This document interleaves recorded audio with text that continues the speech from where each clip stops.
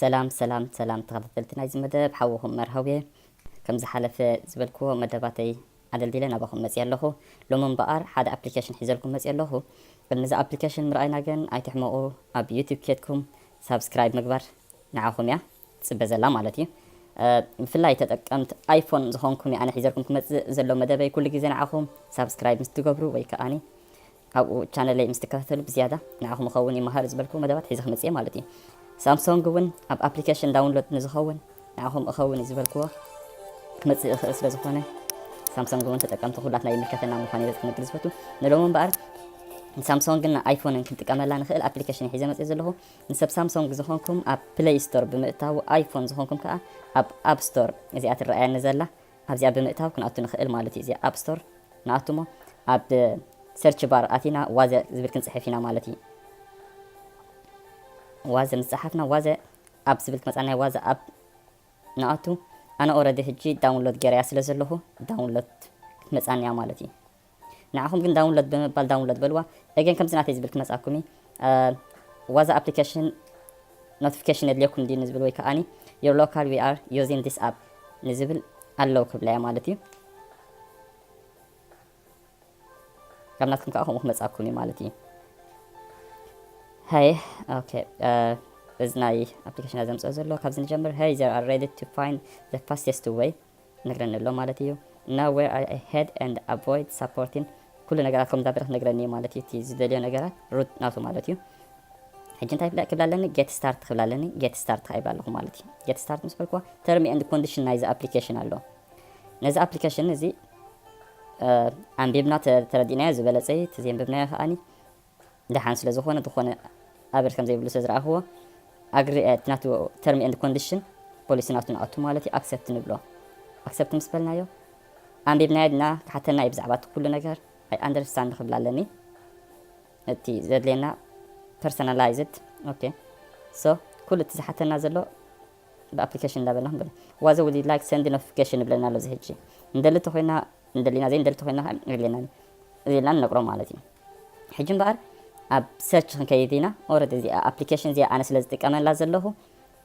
كل ابلكيشن تي ناتي حبريتا ملي الله مالتي ابزي هوم ادرس زبلالو هوم ادرس زبل ابزي اتينا ابزي سيرش بار مالتي سند لوكيشن ويكا اد لوكيشن زبلالو هديت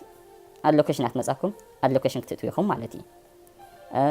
كاله توساخي ناي ورك بليس ناتي يلتي يلهو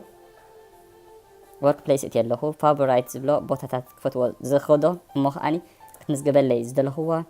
او مزغبي يلهو كوم اذا امسلا مالتي حجي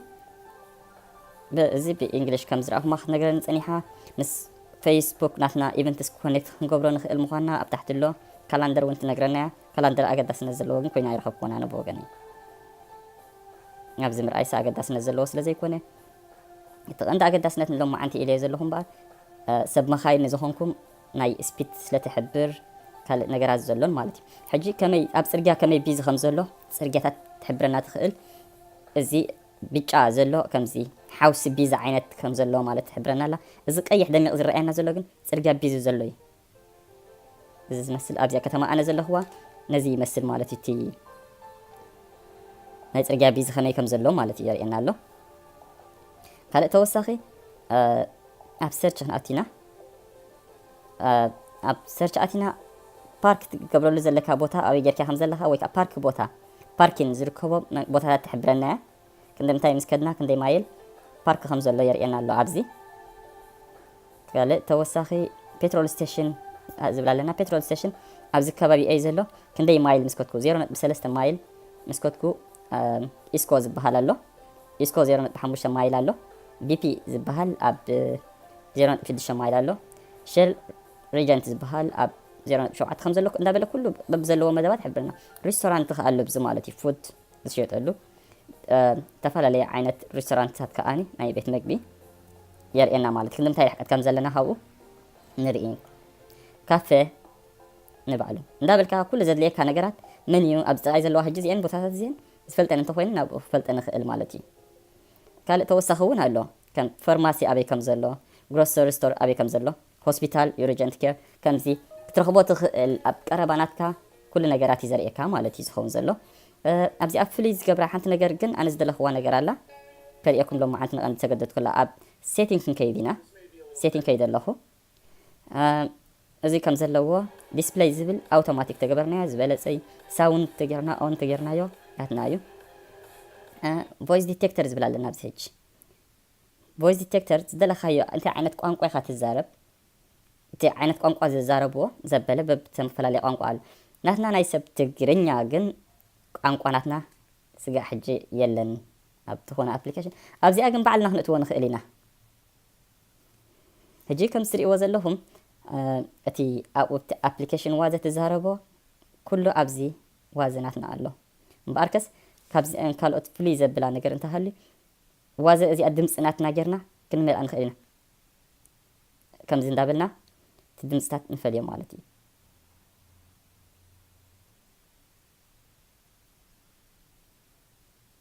ከምዚ ዝስዕብ ትሪእዎ ዘለኹም ብድምፂ ናተይ ዝመላእክዎ ስለ ዝኾነ ከምዚ ጌርኩም መሊእኩም ከዓኒ ናትኩም እውን ክትመልእዎ ትኽእሉ ማለት እዩ እዚ መስል እዚ ትሪእዎ ዘለኹም እዩ ሕጂ ከም እንዳበልና ኩሉ መሊእና ሴፍ ክንገብሮ ንኽእል እሞ ብትግርኛ መዘናግዒ ወይ ከዓኒ ብንፈልጦ ቋንቋ ከዓ ክኾነልና ይኽእል ማለት እዩ ሕጂ እዚኣ ኤዲት ትግርኛ ዝገበርክዋ ባዕለየ ንስኹም እውን ብተፈላለየ ቋንቋ ትግረ ትዛረቡ ክትህልው ትኽእሉ ብሌን ትዛረቡ ክትህልው ትኽእሉ ካልኦት ቋንቋታት ናይ ኤርትራ እውን ኣምሓርኛ ንዝኽእል እውን ብኣምሓርኛ ክገብራ ይኽእል እዩ ነዚኣ ኣፕሊኬሽን ማለት እዩ ካልእ ዝተፈላለየ ነገራት ኣለዋ ኣውዲዮ ፕሌየር ዝብል ኣሎ ኣብዚ ኣውዲዮ ፕሌየር ኖቲፊኬሽን ኣየድልየናን ስለ ዝኾነ ከም ዘለዎ እንተገደፍና እውን ኣይፅላእን እዩ ማለት እዩ ካልእ እዚ መስልቲ ቀንዲ መደባት ናይ እዚኣ ትግርኛ ጌርካ ባዕልኻ ክተስርሓ ምኽኣልካ ክትከይድን ከለኻ ኣብ ገለገለ ቦታታት ትሕብረካ ምዃና ፅቡቕ ነገር እዩ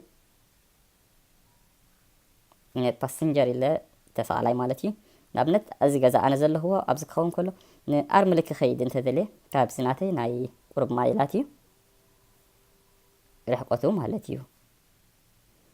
ኣብዚ ቦታ እዚ ክኸይድ ደልየ ኣለኹ ነዚ ንዝፈልጦ ቦታ ኣብዚ ቦታ ትወስድ እንተድልየ ሌትስ ጎ ይብላ ማለት እዩ እዚ ይመስል ሕጂ ንኣርምሊ ንኽኸይድ ናብ ዝደልዮ ዘለኹ ቦታ ከመይ ሮድ ቢዚ ከም ዘሎ የርእየኒ ኣሎ ካልእ ተወሳኺ ኣብዚ ክሪኦ ዘለኒ ነገር ማለት እዩ ናብዚ ክኸድ ደልየ ዘለኹ ቦታ በይናይ ፅርግያ ቪያ ብ ኤ58 ገይረ ዲ ክኸይድ ዘለኒ ወላስ ብሞተር ወይ ኤ55 ገይረ ብዌስት ሳይድ ሪንግ ሮድ ሊድስ ዝበሃል ብኡ ገይረ ብተፈላለየ ክኸዶ ዘለኒ መንገዲ ትሕብረኒ ማለት እዩ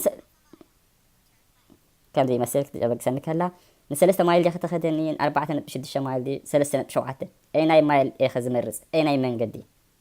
እዚ ይመስል ማለት እቲ መንገዲ ማፕ ቪው ክትብለኒ ከላ